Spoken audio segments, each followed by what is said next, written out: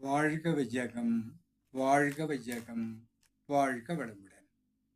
குரு வாழ்க, குருவே துணை. அருள்நிதி பேராசிரியர் அன்பழகன் திருவண்ணாமலை. அனைத்து அன்புள்ளங்களுக்கும் வாழ்க வளமுடன். குருவின் நினைவில் நின்று குருவினது ஒரு கவியை நாம் சிந்திக்கலாம்.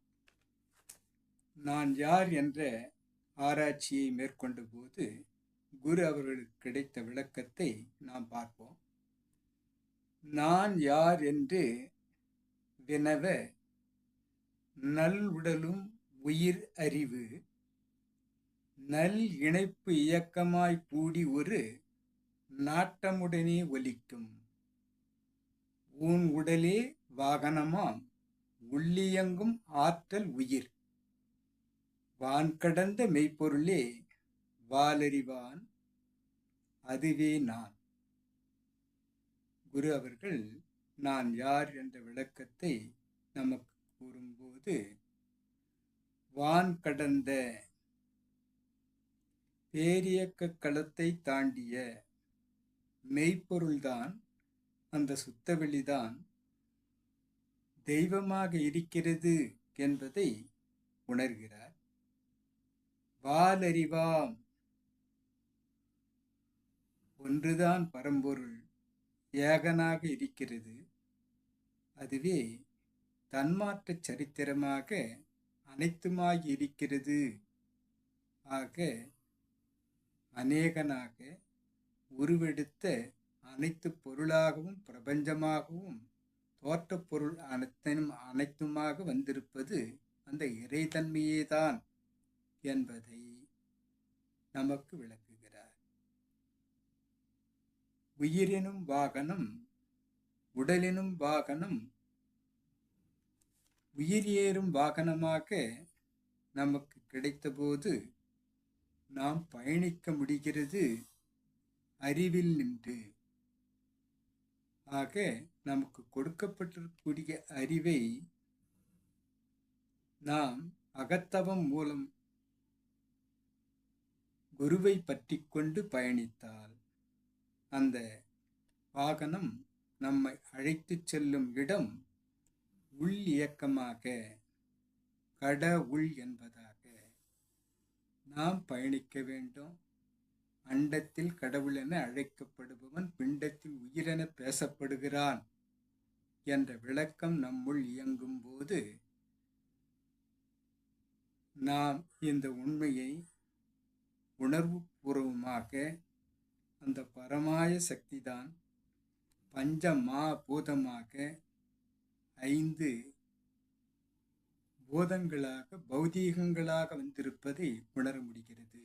நிலம், நீர், நெருப்பு, காற்று, விண் என்று சொல்லக்கூடிய 5 பூதத்தை உணர்ந்தபோது 5 தன்மாத்திரைகளாக அவைகளை நாம் உணர்வார்த்தமாக உணரும் அறிவாக மலர்ந்து அனைத்தும் இறைவன்தான் என்று அறியும் 6வது அறிவை பற்றி கொண்டு உடல் தாண்டி இந்த அறிவை பயணிக்கச் செய்ய வேண்டும்.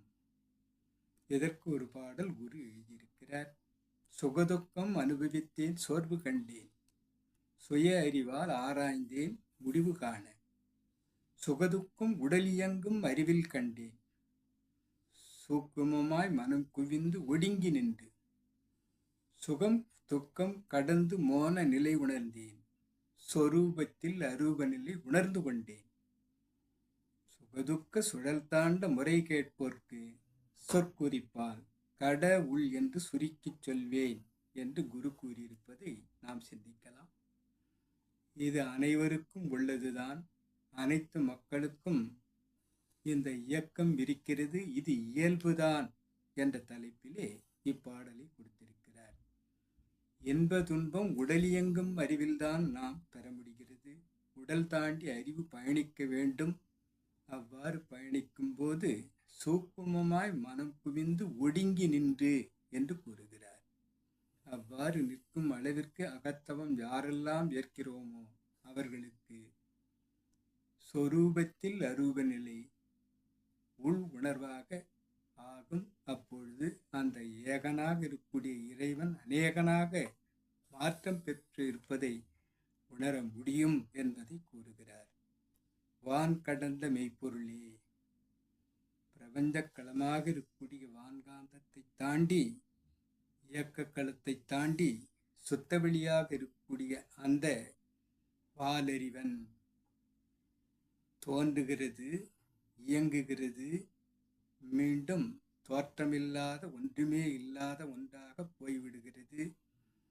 ஆக தொடங்கிய இடத்திலே சென்று முடியும் அந்த வாலறிவன், அந்த இறைவனை அனைத்துமாக இருக்கக்கூடியதாகவும் நம்முள் இயக்கம் பெற்றிருப்பதாகவும் இயங்கிக் கொண்டிருக்கக்கூடிய உள்ளும் புறமுமான அந்த இறைவனேதான் நான் என்பதை அந்த அறிவார்த்தமாக இந்த அறிவை கொண்டு சிற்றறிவை பேரறிவாக மலர்த்தி அந்த மெய்ப்பொருள் உணர் அறிவாக, அகநோக்கு அறிவாக,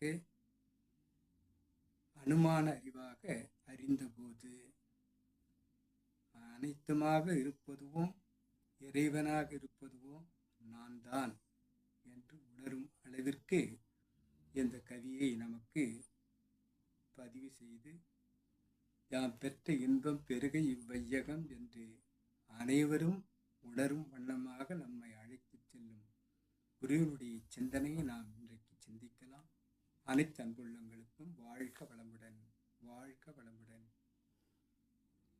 கவிதந்த குருவிற்கும் என்னுள் விளக்கத்தை ஏற்படுத்திய இறைநிலைக்கும் இதுகாரும் செவிமடுத்த அனைத்து அன்பு உள்ளங்களுக்கும் நன்றி, நன்றி, நன்றி. வாழ்க வளமுடன் என வாழ்த்து நிறைவு செய்கிறேன். வாழ்க வளமுடன்.